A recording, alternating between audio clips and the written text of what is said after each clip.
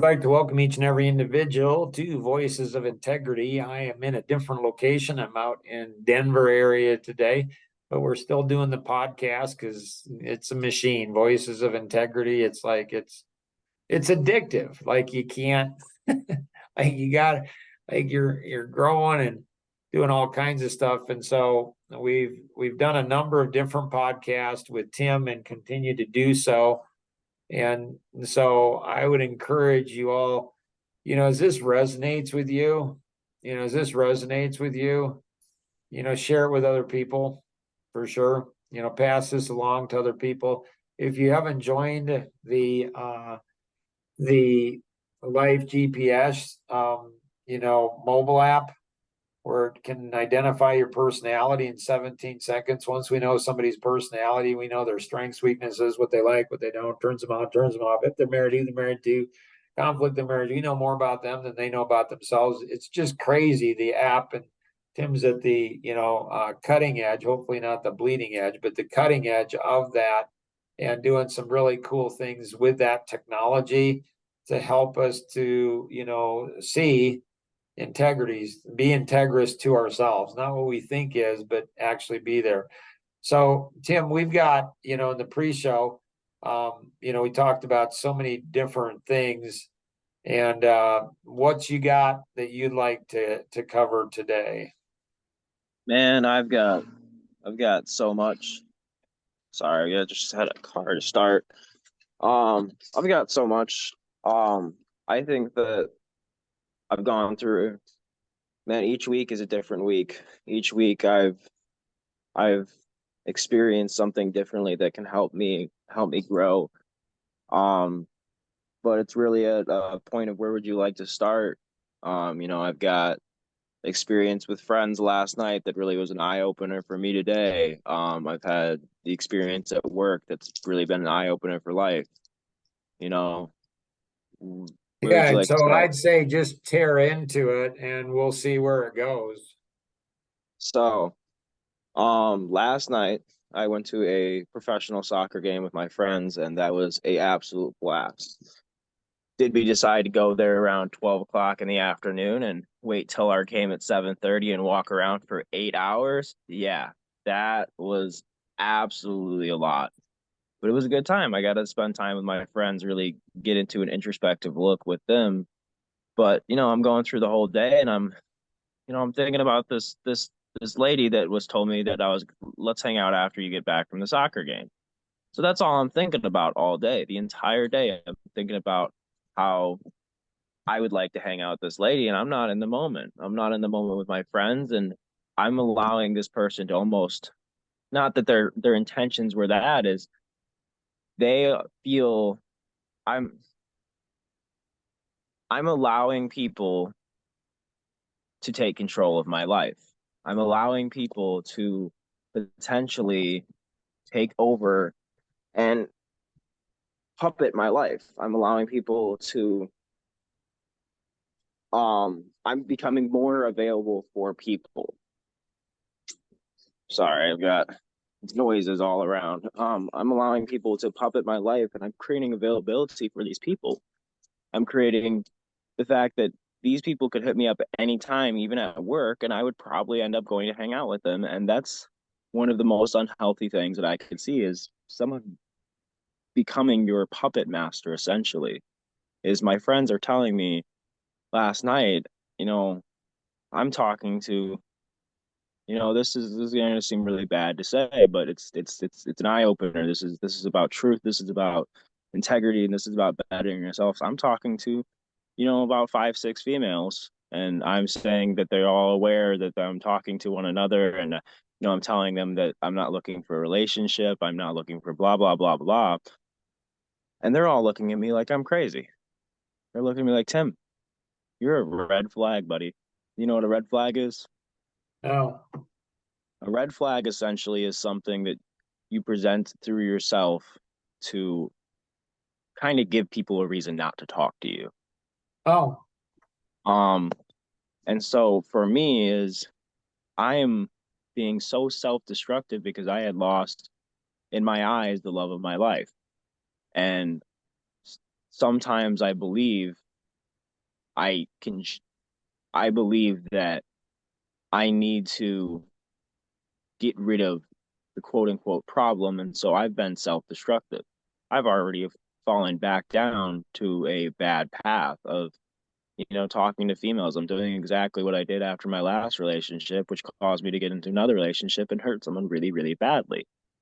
I don't want to hurt people really, really badly, but how it, for me, self destruction is one of my biggest attributes. And it's something that I'd like to get rid of at the deepest core. Self destruction is I'm creating almost this this idea that I'm never going to get her back, so I might as well instill it. If my ex-girlfriend came to me now and saw what I was currently doing with my life, she would never come back to me. And I actually just had a dream last night where she didn't, where she looked at what I'm doing with my life currently and she didn't come back. And I think that there are good things to that and there are bad things to that. But I think overall, as I wrote myself a message, and showed it to my friends and they thought it was a really good thing, is I cannot allow people to be my puppet master. I cannot allow myself to become available because even in the relationship aspect is a lot of people want you because you're unavailable. They want you because they see you're so busy with your own life that they want a little bit of piece of that life that you're currently living.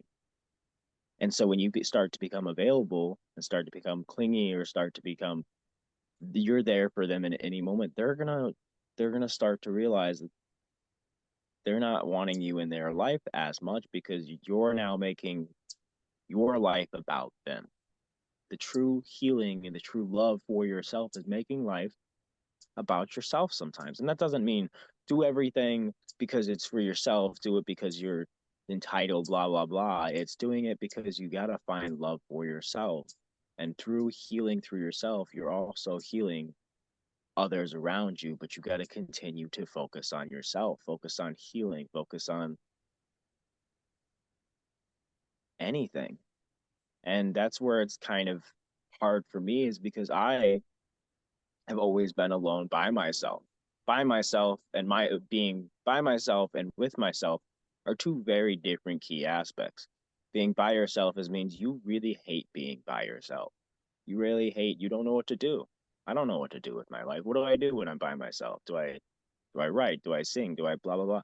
I do nothing. I sit down and I think about the next person I'm going to talk to because I need to fill this void in my heart. Or being with myself is being truly with myself, being, hey, dude, I'm so excited to be by myself today. Some alone time. I get to write, I get to sing, I get to draw, I get to go to the gym, I get to do anything I'd like for myself today, but without it being self destructive.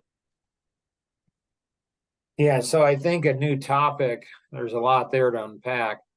Um, you know, um, I think for a new topic on, in the channel that, so this is my own personal channel in Life GPS. You can set up your own channels. And then the group of addictions. And then, we have these different addictions that we're talking about. So Tim said, it's self-destructive. And, so we'll add that, so who's going to be addicted to self-destruction and why? And how do you help people even be aware of it where we do self-destructive behaviors? We do self-destructive behaviors and we don't even realize it. And so, what's the core reason why we do it? And how do we, solve it? And this is a strange podcast. I'm just saying, just is. And so, you know, um, Tim and I both apologize for, if you're offended, for the language or for the topic or for the questions, you know.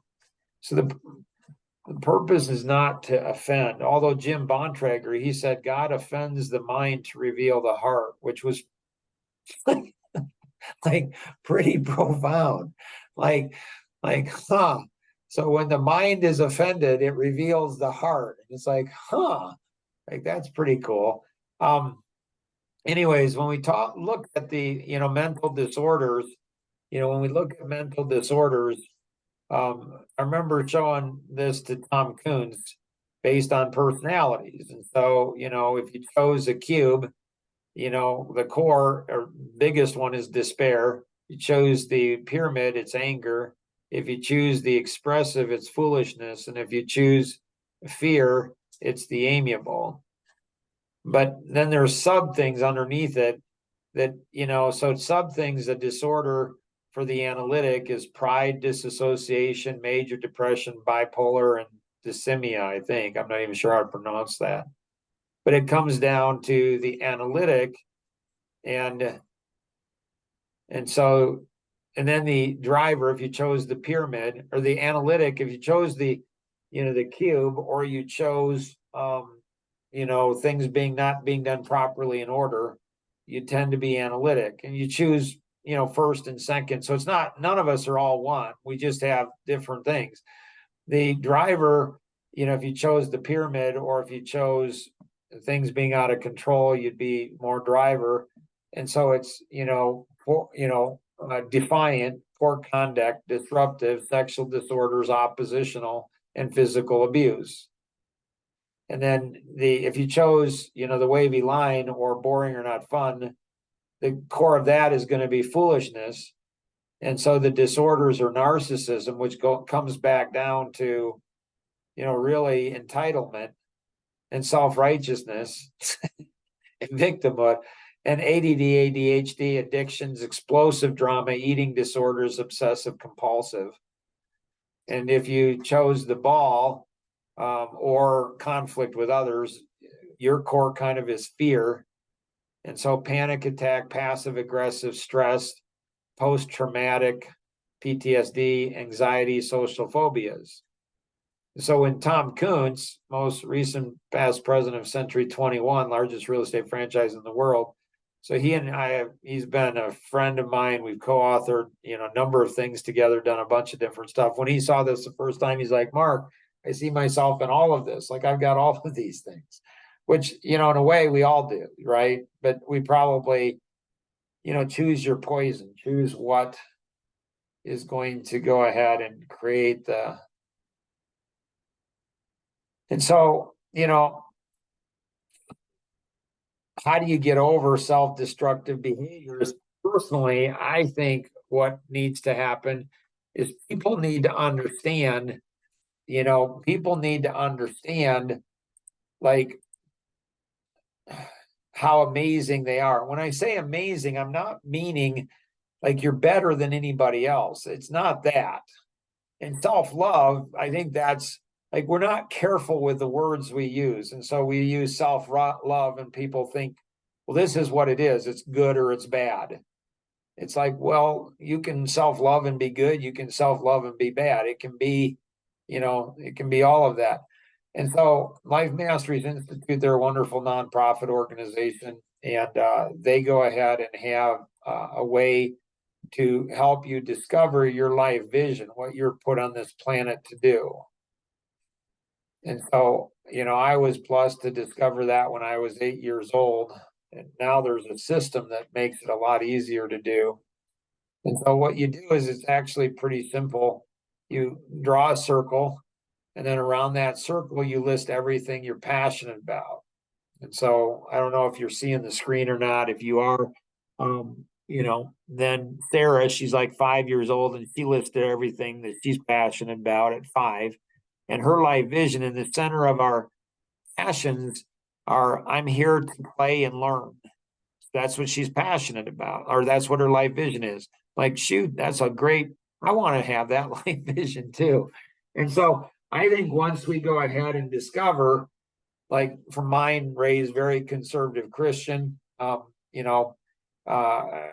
most people would say I'm a very devout Christian, but what I have found is, a lot of Christians don't like me. Man, they do not like me. Man, I can't even tell you how much they don't like me. They don't even talk to me, which I'm not saying I'm opposed to.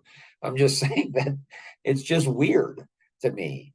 It's just weird. Anyways, so for me, you know, my journey in connecting with God, a higher being, whatever you want to call it, there's something. And so I believe we were created. I mean, I believe every one of us, I believe you've been created, I've been created, we have been created by the creator.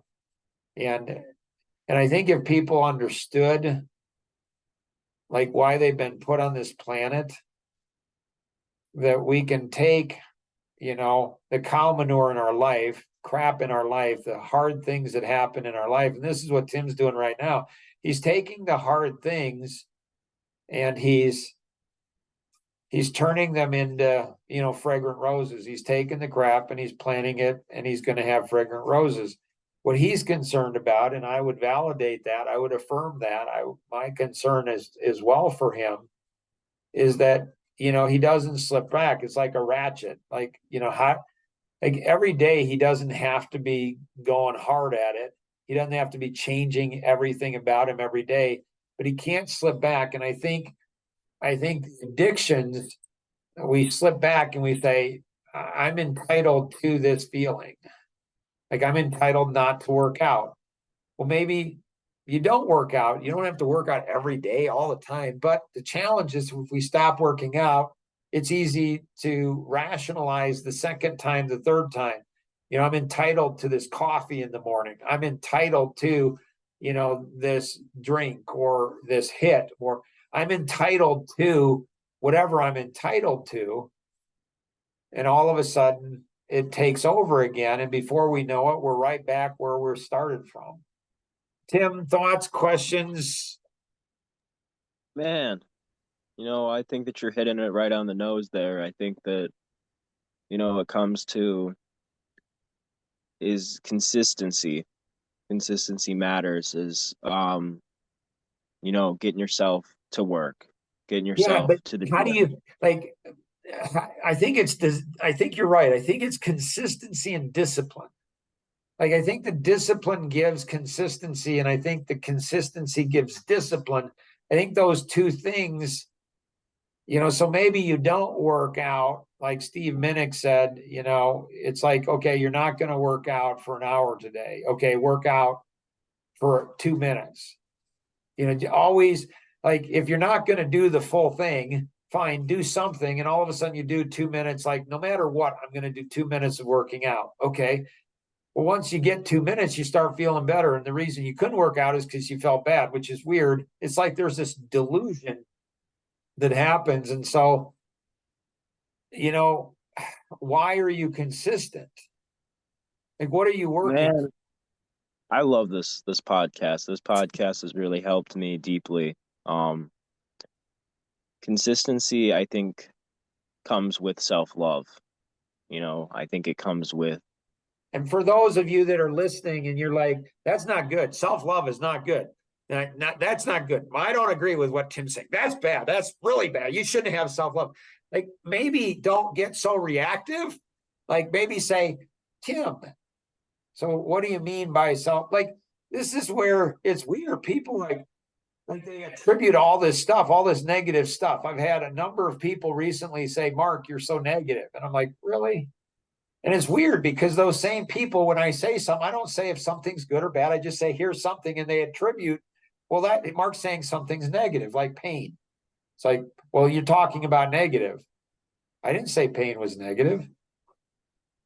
And so, Tim, when you say self-love, like what does that mean to you? self-love means, to me at the very least, love for yourself enough to do it, because you can have greater powers. You can do something for, your religion. You can do something for your significant other. You can do something for people that you love. But what happens when all of those people are no longer in the mix? And not to say that, you're going to lose your spirituality or lose your God, but what there's going to be times that you lose faith. You're going to lose something in you, and what is going to continue on the path to get it done? And you can get your faith back. but there's going to be times that you question it. And so self-love is doing it enough for you, doing it enough for the, if you can't do it for you, you got to do it for your friends, you got to do it for your family, you got to do it for your God. But what if happens when you don't have any of that? What if happens when you're truly alone? What happens when you have nobody and you know you have people and it's obvious that you have people that care and love about you, but what do you do when you feel truly alone? And you do it because you love yourself. You go to work because you have to. You do it because you got to impress yourself. You got to stop being so self-destructive that you're just tearing yourself down. You're creating, I believe self-destructiveness comes from the idea that you're not worth it. This Right. you're And how just do you gonna get feel addicted?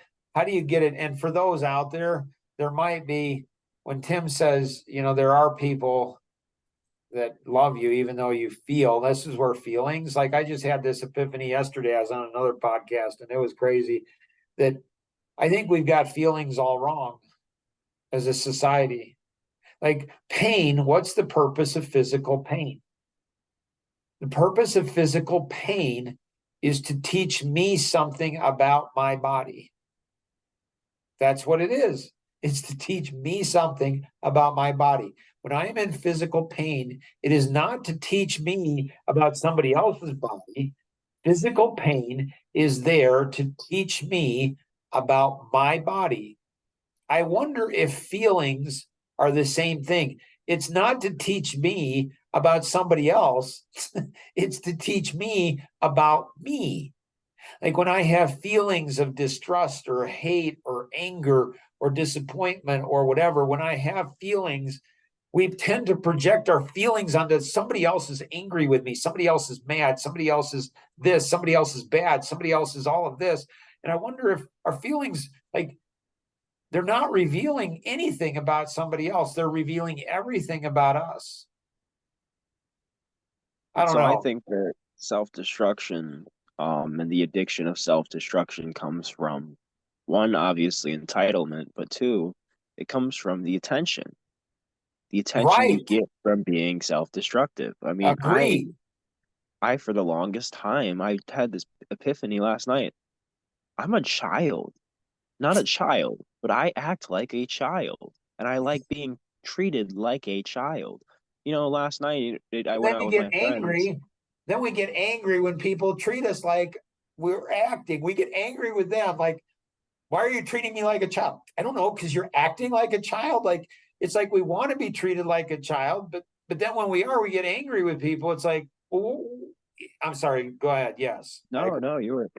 And so I believe, I mean, last night I went out with my friends and I didn't have enough, I had enough money to just get to the game. And so I had to, I told my friend I'd get him back next Thursday for, from some food and some things we did. And that felt so gross in my soul. Me being a 22-year-old grown ass man having to ask his 23-year-old friend for some money to be able to enjoy the rest of the day. And I did. And, it was a great time regardless. But how do I create that where I can just, I told my friends, I was like, there's going to be times that I shouldn't even go out with you guys. And they're like, yeah, we understand. We get it. If you don't have the money, don't do it, Tim. And, we're happy that you came out with us today and we're not upset that we know you're going to get our money back. But the thing is, you have to focus on yourself and it's surrounding yourself with good people. My friends, they're telling me that they're telling me like, dude, you're really not focusing on yourself. And I was like, going back and forth and well, if I start acting, distance, I'll get more girls then because then the girls want me because I'm distant because they don't have me in their life and they want that attention that I have to bring. And they're like, Tim, you're not seeing it. You're not doing it because of that. You're doing it because you have to love yourself. You have to do it not because of all these other extremities and realities and reasons. You have to do it because you love yourself. And so I act like a child. I just become destructive because I want people's ideas of me to be true because then they're like, oh, it almost gives I almost like hearing the I told you so's. I almost like hearing the I told you so's because then those people are talking to me. It's becoming to a point where I'm sick of being a child. I'm living with my sister at 22 years old. I'm have $1.25 to my name right now in my account from after yesterday. And I'm looking at that. I show that to one of my friends and they're like, dude, what are you doing? Well, And see, I'm, the challenge is in the self-destruction. There's a delusion, and that is like if I think I'm going to die tomorrow, well, then spend everything today. If I don't think I'm going to live, like there's somebody who came kayaking, at our place in Bristol, Riverside Retreats. This young man, and I thought he had his life together, and he was dating somebody that, had some mental health issues. Me being stupid, I'm thinking, well, mental health people who have issues attract other people with the same issues and they go down together. And so this young guy, nice guy, charming guy, really everything. And he's got a good job and, I think he's doing good. And then he commits suicide, like, I don't know, a week later.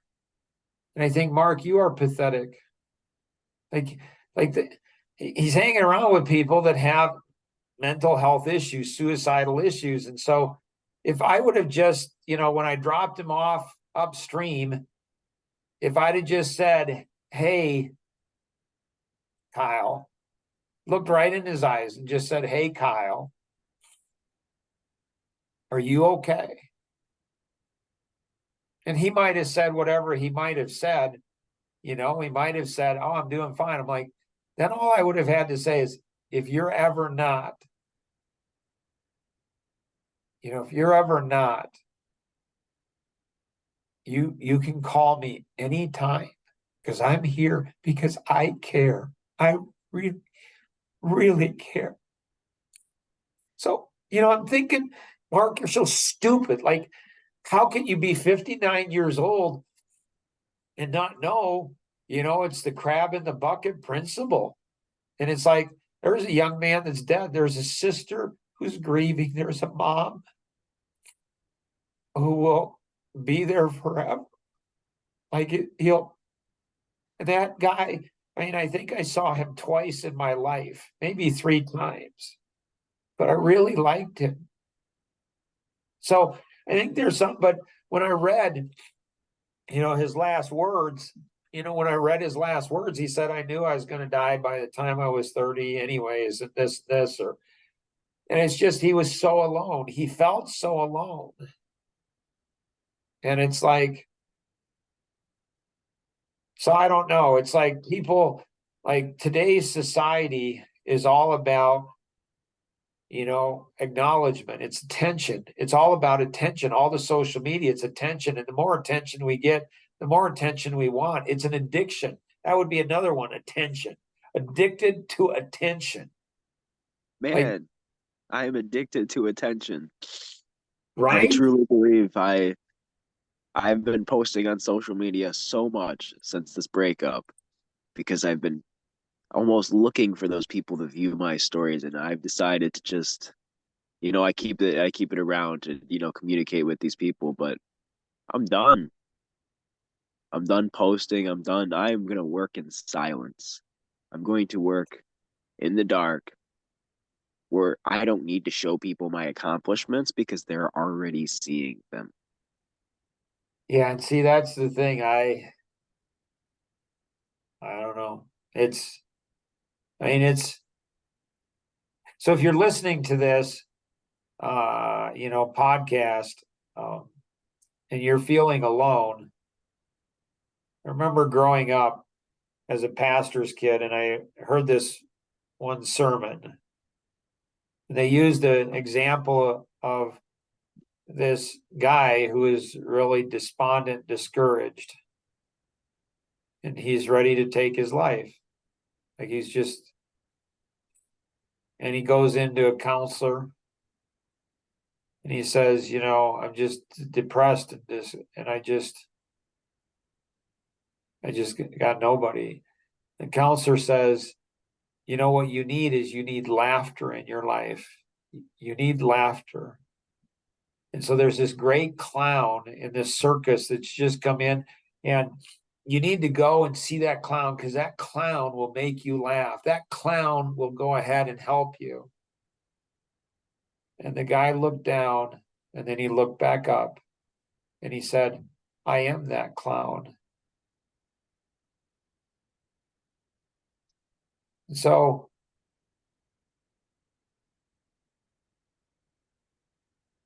yeah, my mind is just racing. I mean, we're gonna cut this off here but it's just racing. Years ago, somebody said to me, I wish I was like you. This person had never said it before.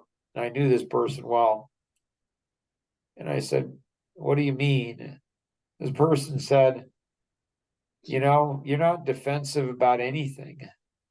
Like anybody says anything to you and you're like, huh, that's interesting. Tell me more. Like, why do you say I'm arrogant? Why do you say I'm a jerk? Why do you call when you say this and this? Why do you say that? I'm just curious, like, why? This person said, you don't have a defensive bone in your body. And I'm defensive about everything. And my mind was racing. I was dying to try to help the person see, and my mind just went into this. And they were crying when they told me this. And then I said, I got excited like a child. Like I got excited. I'm like, I got it. I got it. I got the answer. And the person's like weeping. What? I said, the reason you're defensive is because, you're so prideful. Like, and the person was so beat down, not by me, but by their own thinking, by their own choices, by their own life. And they said, what do you mean? And I said, nobody knows you besides me. Like you put on this act to everybody else, your kids, family, friends. Nobody knows you besides me. Me, you know what? International speaker and author, I can get up in front of a crowd of people and I can go ahead and do anything I want to cause them to think anything they want about me. I can have them think that I'm a nice guy, a loving guy, a mean guy. I can create any type of an illusion. I just know it's easy. But who am I? Like, who am I? Like in Ford versus Ferrari. Who am I? There's another movie out there too. Oh, I think it's Avatar. I think Avatar is the same thing. I think the latest one, the color of water or whatever. I think, The that water. one. What's that? The way of the water. Way in the water. I think it's the same thing. Who am I? Like, who am I?